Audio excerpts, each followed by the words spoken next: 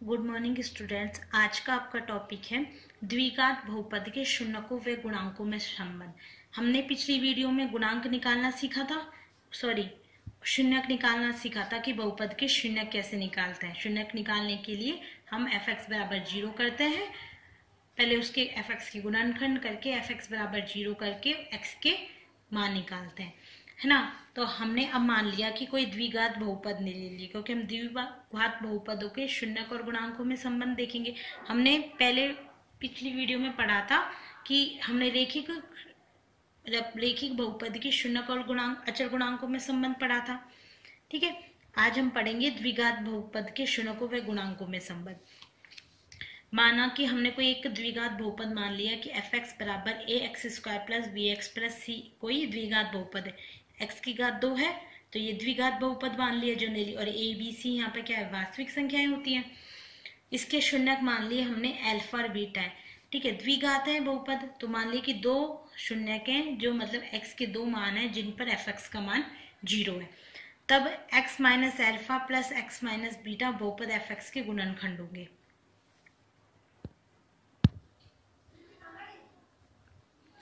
x minus alpha plus व x minus beta बहुपद fx के गुणनखंड कैसे होंगे। मैंने पिछले सवाल में आपको बताया था कि fx बराबर 0 लेने पर ये मतलब x माइनस 0 x माइनस 2 इसके शून्यक थे, तो 4x बराबर 0 x प्लस ये इसके गुणनखंड हो गए, तो 4x x प्लस 2 बराबर 0 ये इसके गुणनखंड हो गए। ठीक है, गुणनखंड करने के लिए क्या किया, 0 को इधर ले गए या इसको गुणा, तो x बराबर 0 और x माइनस 2 तो x प्लस 2। तो ऐसे मान लिया कि इसके शून्यक यदि अल्फा और बीटा है तब x माइनस अल्फा व x माइनस बीटा बहुपद fx के क्या हो जाएंगे, गुणनखंड होंगे। अब गुणनखंड है तब हम मान लें कि कोई माना स्थिरांक k, कोई स्थिरांक मान लिया, माना स्थिरांक k है, तो उसके लिए k के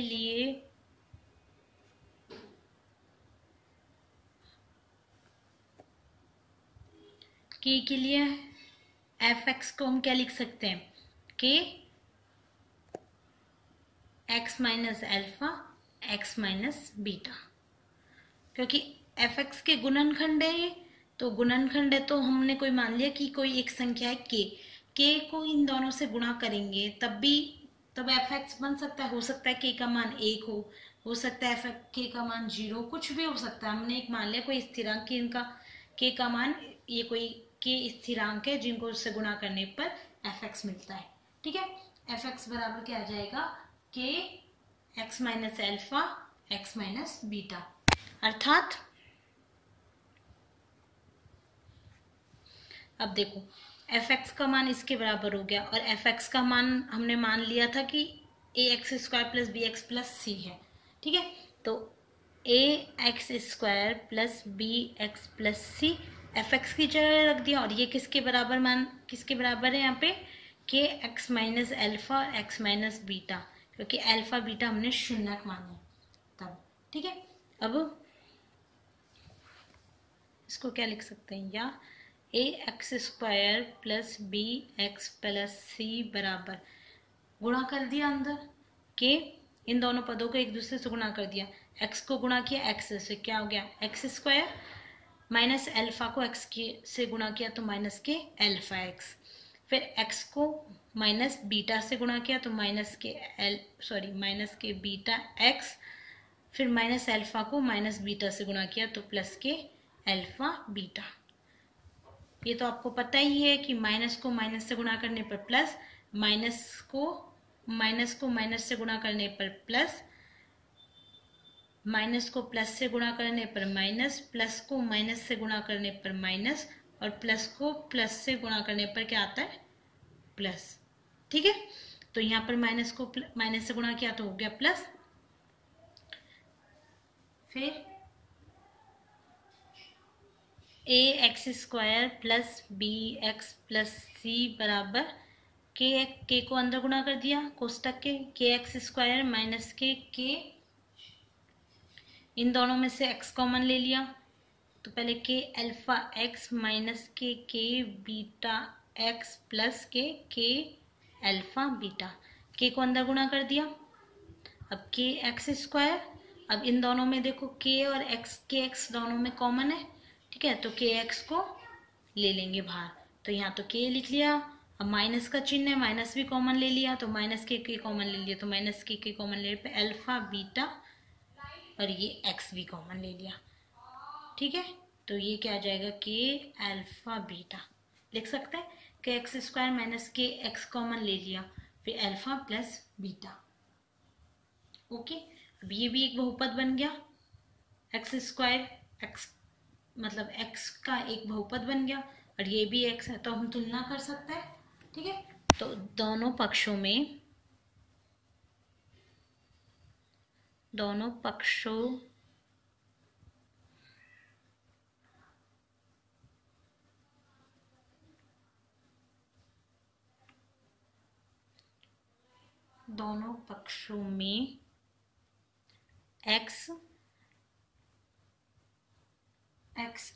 एक्स स्क्वायर, क्योंकि अधिकतम घात एक्स स्क्वायर, एक्स के गुणांक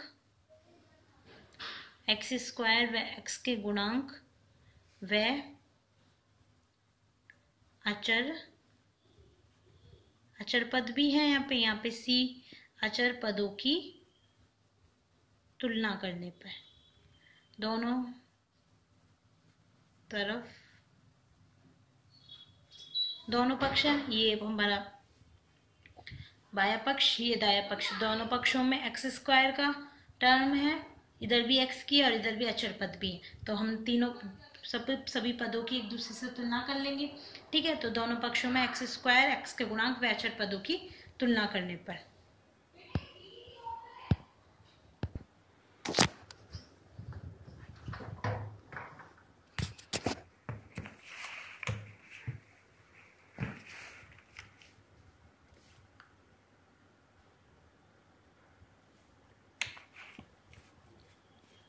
तो हम कह सकते हैं अतः बहुपद, हमने कौन सा माना था, बहुपद एफ एक्स, द्विघातीय बहुपद,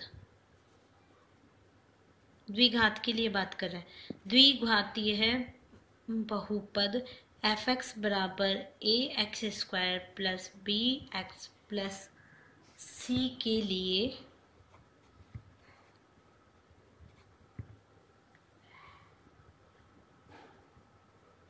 शून्यक अल्फा व बीटा हैं, तो शून्यकों का योग मतलब अल्फा प्लस बीटा, शून्य का योग क्या है, अल्फा प्लस बीटा, ठीक है।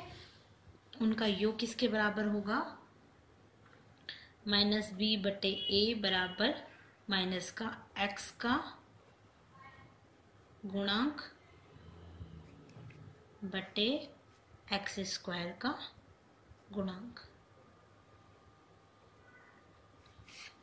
और शून्यकों का गुणनफल तथा शून्यकों का गुणनफल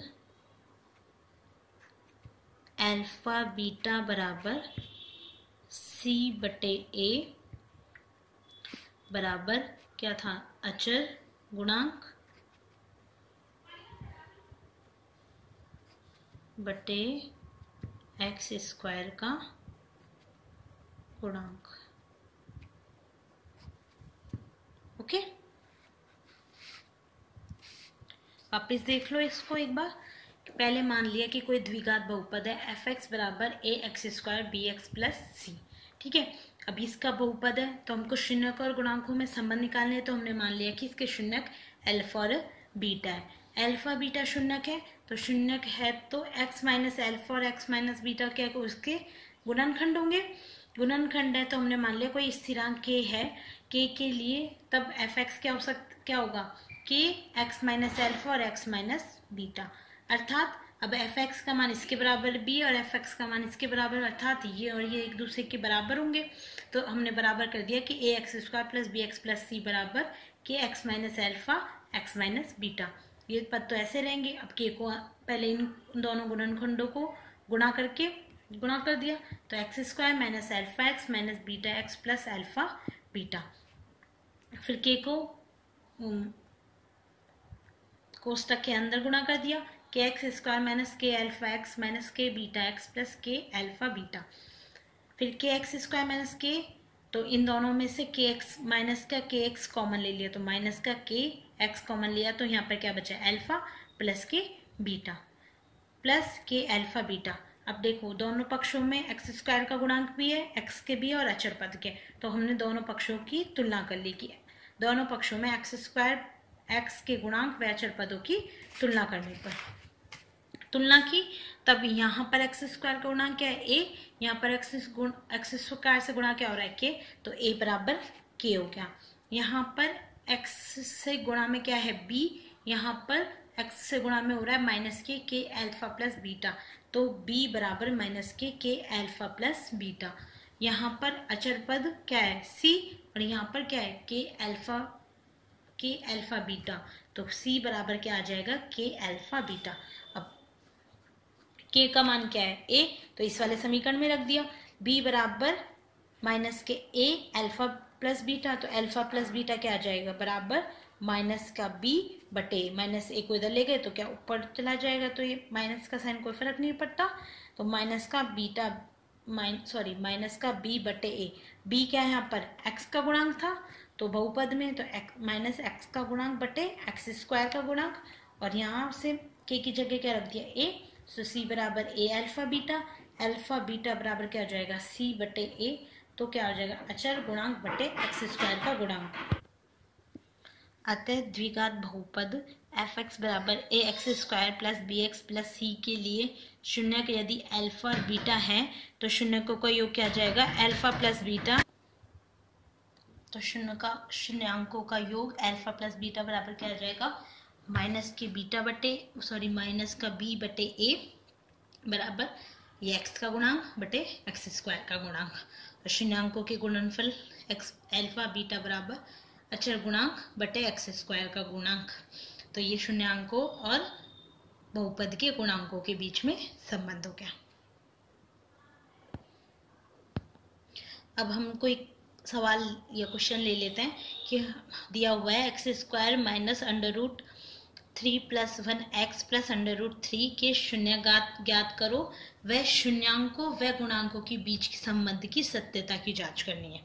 ठीक है, अभी हमने संबंध निकाला था, अब उसकी हम सत्यता की जांच करेंगे सवाल से कि वो सही है या नहीं। पहले हम शून्यक निकालेंगे। शून्यक निकालने के लिए क्या करते हैं, पहले माना एफ एक्स बराबर क्या हो जाएगा एक्स स्क्वायर माइनस के under root 3 plus 1 x plus under root 3 लिख लिया एफ एक्स के बराबर। अब इसके क्या करते हैं हम गुणनखंड करने के लिए पहले इसको खोल लिया कि एक्स स्क्वायर माइनस के अंडर रूट 3 एक्स माइनस के एक्स प्लस अंडर रूट 3। अब इन दोनों में क्या कॉमन आ रहा है एक्स, तो यहाँ एक्स कॉमन ले लिया, तो एक्स माइनस यहाँ क्या बचा अंडर रूट 3, यहाँ से क्या कॉमन ले लिया माइनस का 1, तो एक्स माइनस अंडर रूट 3। ठीक है, तो इसके गुणनखंड क्या हो गए एक्स माइनस, इन दोनों में से क्या कॉमन आ गया एक्स माइनस अंडर रूट 3, और ये क्या कॉमन बचा एक्स माइनस है, हो गए एफ एक्स के गुणनखंड। ठीक है, फिर क्या करते हैं, अब एफ एक्स बराबर 0 लेने पर, अब एफ एक्स को हम क्या करते हैं 0 के बराबर, एफ एक्स बराबर 0 लेने पर इसका मान 0 है तो ये भी 0 के बराबर हो जाएगा, तो x minus under root 3 x minus 1 किसके बराबर आ गया 0 के, ये 0 के बराबर हो गया। तब क्या होता है या तो ये 0 के बराबर हो गया या ये वाला पद 0 के बराबर होगा, ये वाला गुणनखंड, तो या तो under x minus under root 3 बराबर 0 या x माइनस 1 बराबर 0, दोनों में से कुछ भी बराबर 0 हो सकता है। यदि x माइनस अंडर रूट 3 बराबर 0 है या x, तब क्या होगा x बराबर अंडर रूट 3 या फिर x बराबर 1। ठीक है, तो x के दो मान आ गए अंडर रूट 3 और 1, अर्थात √3 और एक fx पे रखने पर fx का क्या मान आएगा 0। तो ये इसके क्या कहलाएंगे बहुपद। अतः बहुपद fx बराबर क्या था x² - √3 + 1x + √3 की शून्य क्या होंगे, शून्य क्या क्या आ गए हमारे √3 और 1, तो 1 व √3 है, शून्य निकल गए। ठीक है, अब आगे सवाल में क्या पूछा है, शून्याङ्कों व गुणांकों के बीच संबंध की सत्यता की जांच करनी। अब संबंध की सत्यता की जांच करने के लिए क्या करते हैं, सबसे पहले हमको करना है कि पहले शून्य, यहाँ जो हमारे शून्यांक निकले उसका योग ज्ञात कर लेंगे। शून्यांकों का योग क्या है, शून्यांकों का योग कितना आ रहा है, शून्यांक कितने निकले थे 1 और √3, तो 1 + √3, शून्यांकों का क्या योग आ गया 1 + √3। ठीक है, और हमने जो सूत्र निकाला था, बताया था कि जो उनके बीच के संबंध का सूत्र क्या था,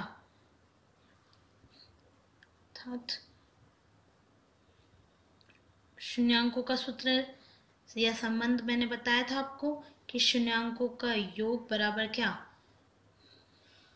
माइनस x का गुणांक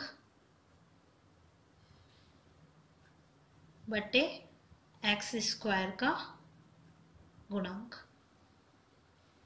ठीक है, x का गुणांक क्या है इस बहुपद में, देखो fx ही बहुपद था, इसमें x का गुणांक क्या है √3 + 1, या इसको ये भी लिख सकते हैं माइनस का, सॉरी यहाँ पे वो भी क्या है माइनस का √3 + 1।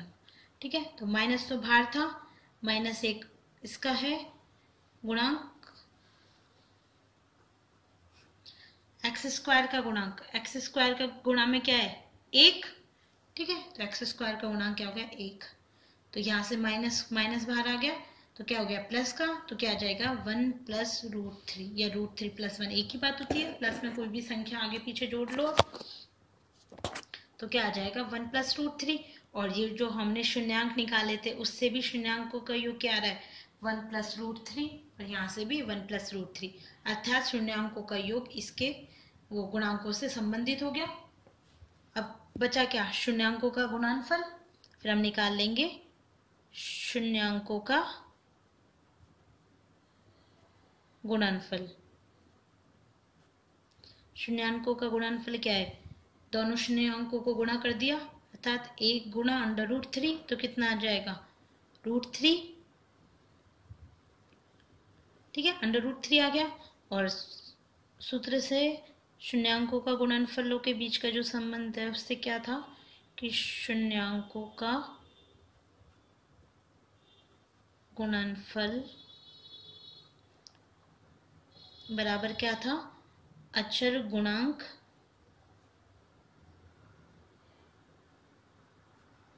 बटे में x² का गुणांक। अचर गुणांक यहाँ पे क्या है, देखो इस बहुपद में अचर गुणांक क्या है √3, क्योंकि इसके साथ कोई भी x गुणा नहीं है तो ये अचर पद हुआ, तो अचर पद क्या है √3 और x² का गुणांक 1, तो क्या आ गया √3। तो शून्यांकों का गुणनफल भी √3, इससे सूत्र से भी शून्यांकों का गुणनफल भी √3, तो दोनों बराबर है, अर्थात शून्यांकों व गुणांकों के बीच जो संबंध है वो क्या सत्य है। अतः नीचे लिख देंगे, अतः शून्यांकों या शून्यकों व गुणांकों के मध्य संबंध क्या है सत्य। हो गई जांच कि इस सवाल से भी शून्यक सही आए और शून्यांकों के जो संबंध का जो सूत्र निकाला था उससे दोनों के शून्यांकों का योग सेम है, गुणनफलों का योग भी शून्यांकों का गुणनफल भी सेम है। ठीक है, तो अतः इन दोनों का मध्य संबंध सत्य है। ठीक है, दोबारा देख लो क्या करना है आपको, शून्यक निकालने के लिए पहले एफ एक्स के बराबर करके उसके गुणनखंड करना है, गुणनखंड को 0 के बराबर लेना है। 0 करने पर उससे x के 2 मान आएंगे, वही उसके क्या कहलाएंगे, शून्य कहलाएंगे। फिर सत्यता की जांच करने के लिए आपको क्या करना है, पहले शून्यांकों का योग करना है, ठीक है। और फिर शून्यांकों का सूत्र क्या होता है, शून्यांकों योग बराबर माइनस का x का गुणांक बटे x स्क्वायर का गुणांक। x का गुणांक क्या है, √3 + 1, और x स्क्वायर का गुणांक क्या आ रहा है यहाँ पे 1, ठीक है। तो मान रखा और शून्यांकों का योग निकाल लिया, दोनों अगर मान सत्य है तो ये सत्य है। और शून्यांकों का गुणनफल निकाल लेंगे, गुणनफल के लिए दोनों के शून्यांकों को गुणा करेंगे। फिर शून्यांकों का गुणनफल का सूत्र बराबर अचर गुणांक बटे x स्क्वायर का गुणांक। अचर गुणांक क्या है यहाँ पे √3, और x स्क्वायर का गुणांक क्या है 1, √3 बटे 1 बराबर √3। तो दोनों से गुणनफल भी बराबर आ गया, ये सेम आ गया। अतः शून्यांकों व गुणांकों के मध्य संबंध क्या है, सत्य है, ठीक है। Thank you.